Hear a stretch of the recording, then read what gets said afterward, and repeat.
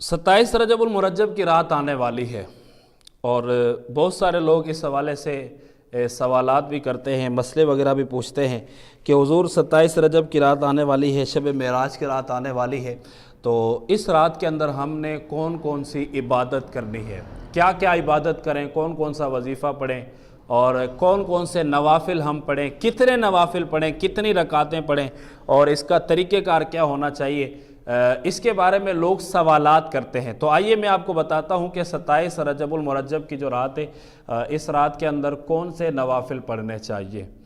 رجب المرجب کے اندر ایک رات ایسی ہے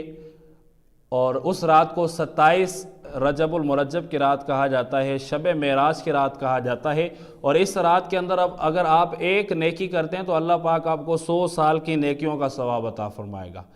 بڑی فضیلت ہے، ایک نیکی کریں گے، اگر آپ ہزاروں نیکیاں کریں گے، کروڑوں نیکیاں کریں گے، ثواب ہی ثواب کمائیں گے، ساری رات عبادت کے اندر گزاریں گے تو آپ کے پاس خربوں نیکیاں جمع ہو سکتی ہیں، خربوں نیکیاں جمع ہو سکتی ہیں۔ تو یہ 27 رجب کی رات آنے والی ہے، تو اس رات کے اندر آپ عبادت کریں۔ 6 نوافل 12 نوافل میں آپ کو بتاتا ہوں اور بعد میں پھر اس کی فضیلت بھی بتاتا ہوں کہ 27 رجب المرجب کی رات ہی اس 12 نوافل کو پڑھنا ہے۔ سب سے پہلے آپ نے 12 نوافل کی نیت کرنی ہوگی اور یہ 12 نوافل آپ نے ایک ہی سلام کے ساتھ پڑھنے ہیں۔ جی ہاں، 12 نوافل ایک ہی سلام کے ساتھ آپ نے پڑھنے ہیں۔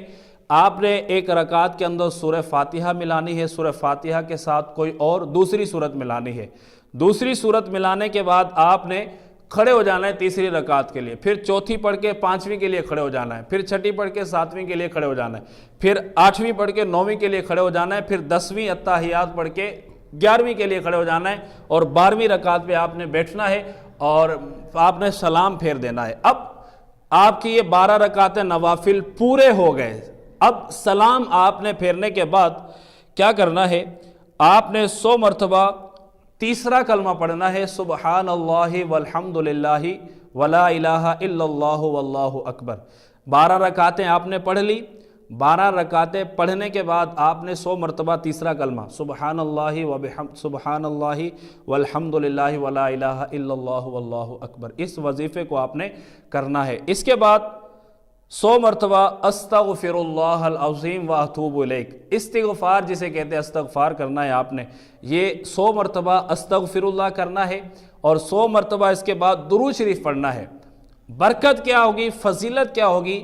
اگر آپ یہ چیزیں کر کے اللہ پاک کی بارگاہ میں جس بھی چیز کے لیے دعا مانگیں گے اور